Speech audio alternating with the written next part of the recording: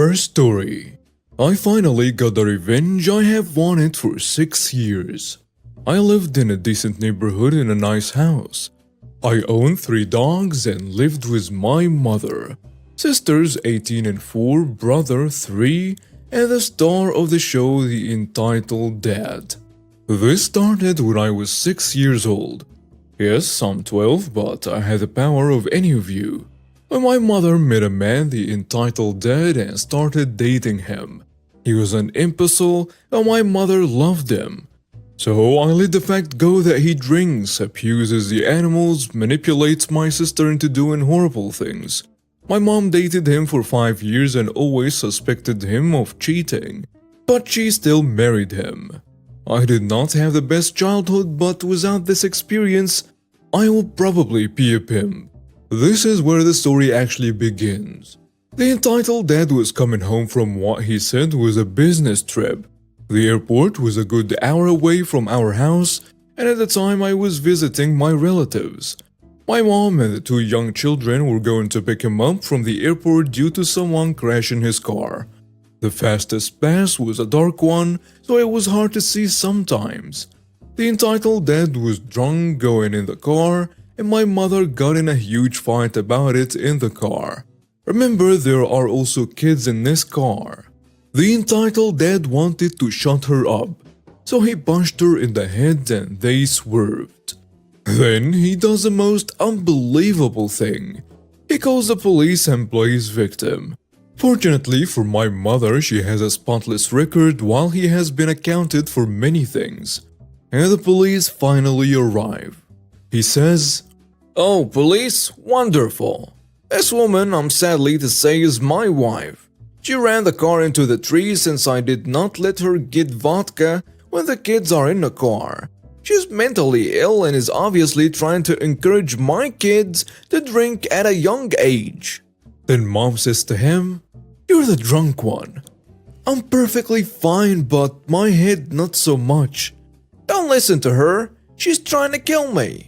At this point, he had won, and the police didn't think twice about checking her head before they started to press charges. My mother has to pay most of the child support instead of half and give the entitled Dad money as well. I changed that, and I'm glad that I have a voice, because the moment I got home, I demanded to be driven to the police station. The police at first thought it was a joke since I was smiling. So I gave them a death glare and did not blink. Not even once. I tell them, "Sir, what gives you the right to press charges against my mother without knowing her side of the story?" Of course, she was completely unable to defend herself at that stage of time for her current condition. Her head was punched by the entitled Dad. I went on, and the police were surprised at how well I delivered my claim. They finally checked in. After learning of previous situations happening with an officer off duty, he was actually sent to do some jail time.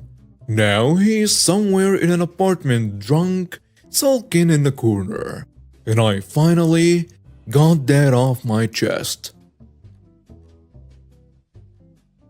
Next story. Accuse me of stealing, you will lose everything. This happened way back in the dark ages, 1986. I was 21 at the time and working for a gas station that was associated with a certain grocery store chain in Washington state. It was owned by a company not affiliated with said chain, but had locations at nearly every one.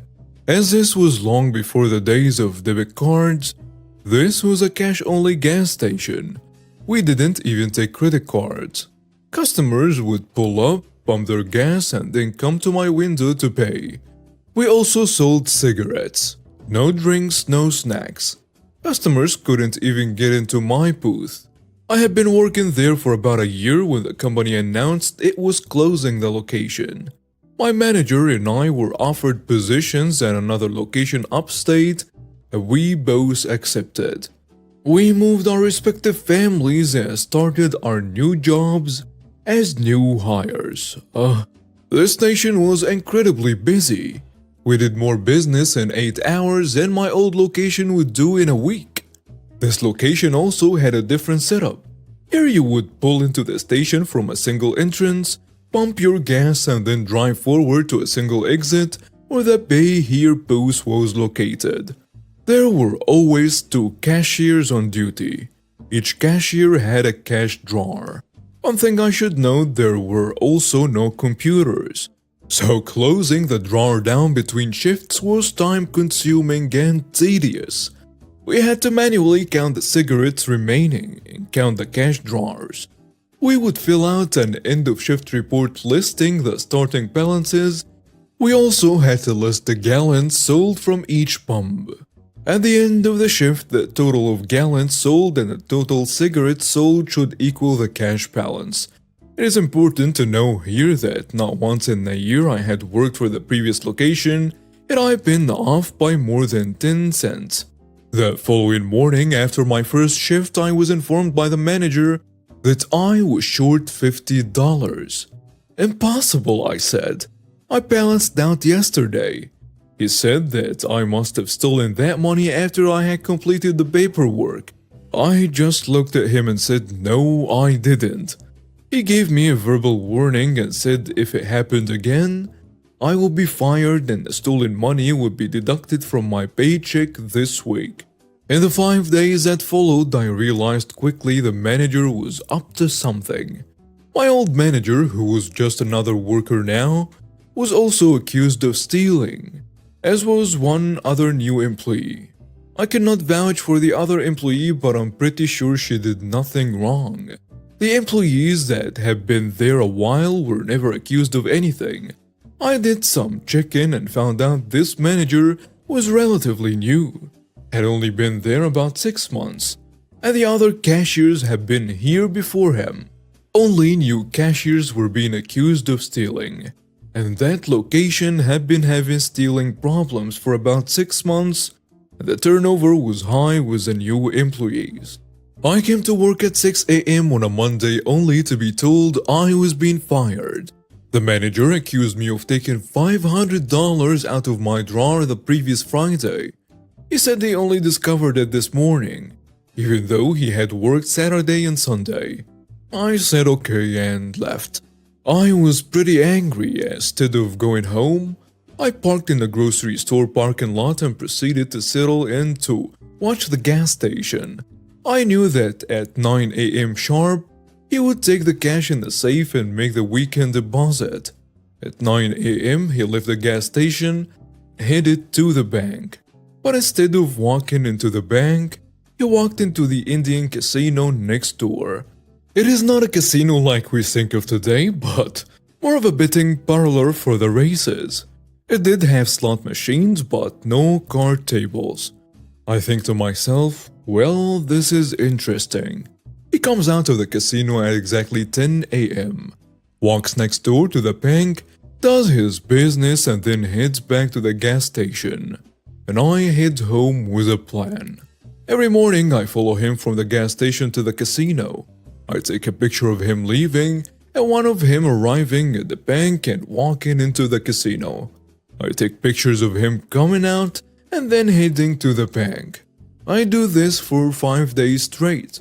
He even went on Saturday. On day 3, my old manager was fired for stealing $150. I get the film developed, no digital camera in the dark ages, note the times and dates on the back of each one, and then I call the main office of the gas station. It is after 5, but I'm hoping someone is there. And there is. I speak to a woman and explain my situation, and she says she knows exactly who I should speak to and transfers me.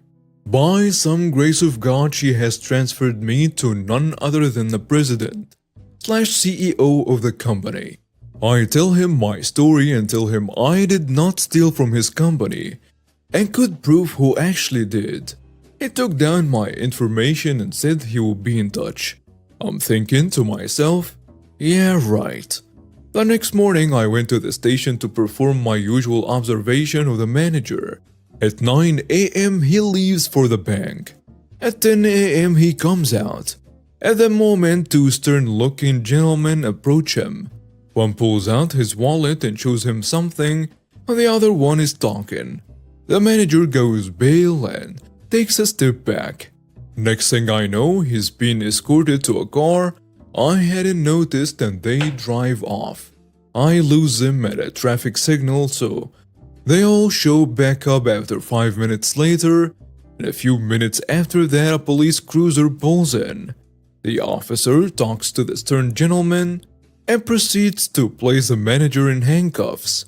The other man says nothing but is glaring daggers at the manager. The president called me later that afternoon and informed me that the manager had been arrested for embezzlement. Turns out that in 6 months he had managed to steal about $5,000. He would take the store cash into the casino and gamble with it. If he won, he would make the normal bank deposit. If he lost, he would make the deposit and note in his records that we had been short the previous day. The CEO had already been focusing on that location because of the stealing and high turnover rate. But my information helped them figure out what exactly had been going on. I was thanked and sent a substantial check as a reward. My old manager was offered the manager's job, and I was offered my old job back. I declined as I had already found another job that I liked more and paid better. The gambling manager was sentenced to 1 year in jail and ordered to attend counseling for his gambling addiction. His wife divorced him and took their 3 children to California. His house was foreclosed on and he ended up in a homeless shelter. Do not accuse me of stealing. I will definitely come back for revenge. Next story. If you're unhappy with it, sue me. Okay then. Something happened to me today that made me remember the story and I thought it would fit well on this sub. Onto the story. This happened circa 2013. I used to have my hair dyed in a lot of different colors. Think pink, purple, green, blue, all the colors in the rainbow. And I always took pride in my hair. I won't have false modesty. I have pretty awesome hair, so well taken care of, that people started asking me what my upkeep was. Because of that, I started a blog to tell what I did to my hair. And in that blog, I posted photos of my hair adventures. Obviously, it wasn't huge, I didn't have that many followers. I was in the low hundreds, not a big blogger in any way imaginable. It was just for fun. One day I received a message from a friend saying that he saw a photo of me in a catalog of some brand of hair dye, congratulating me. I was surprised and kinda miffed about it. I asked him to take some pictures of the catalog and send them to me. And there it was. A photo I had uploaded to my blog. Immediately I went to the company's website and took a look at the online catalog. And there it was again. I sent an email to the company asking them to take it down. They couldn't just use my photo for advertising. No answer. I sent a message on their Facebook page telling them the same thing I said in an email. But less politely, I must admit. This time I got an answer. They could send me a few bottles of dye. I could even choose the colors they would send. It was a good exposure. Why was I so mad about it? Well, the thing is, I don't know how it works in other countries. But here we have something called diritto d'immagine. It means that no one can use your image without your authorization, especially if the person had monetary gain because of your image.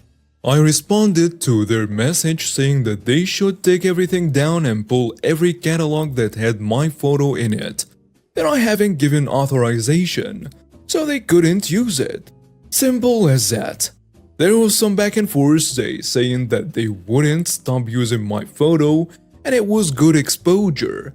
That I was greedy cause they had already made an offer to give me some products. And I'm saying adamantly that the photo must go. The head of marketing of the company messages me. Then she gets all cocky, saying that if I don't want the hair dye, I would get nothing, and that they did not do anything wrong. She said, If you're unhappy with the outcome, sue me. Okay, I will sue the company and you, personally, because you are the person responsible for the catalog. And she admitted that she was the one who designed it. Long story short, I did sue them. I won, and I was awarded a hefty sum.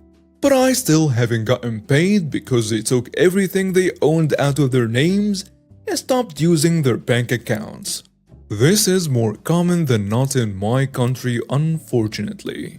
The thing that brought this to memory is that she messaged me on Facebook today, asking me to make some sort of agreement with her because it's been hell. Her credit is destroyed and she can't use any bank account. She can't have anything to her name and it's been really hard on her. And that she's another victim of the company's owner. She basically asked me to stop pursuing payment. I forwarded everything to my lawyer and will let him handle everything.